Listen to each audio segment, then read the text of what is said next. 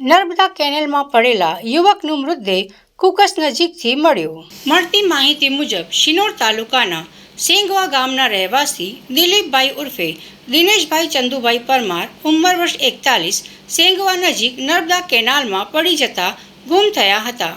ઘટનાની જાણ થતાં જ શિનોર પોલીસ તેમજ કરજણ ફાયર બ્રિગેડની ટીમ તાત્કાલિક સ્થળ પર પહોંચી ગઈ હતી અને કેનાલમાં બોટ દ્વારા શોધખોળ હાથ ધરી હતી. ભારે પ્રયત્નો છતાં ગત રોજ સુધી યુવકનો કોઈ પત્તો લાગ્યો ન હતો. જો કે આજે તારીખ 27 ફેબ્રુઆરી 2026ના રોજ કુક્સ નજીક નર્મદા નિગમની કેનાલમાંથી તેમનો મૃતદેહ મળી આવ્યો હતો.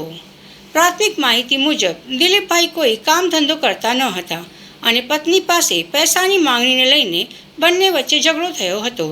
ઝઘડા બાદ તેઓ ઘરેથી નીકળી નર્મદા કેનાલ તરફ ગયા હતા, જ્યાં અકસ્માતે પાણીમાં પડી જતા ગુમ થયા હોવાનું અનુમાન છે.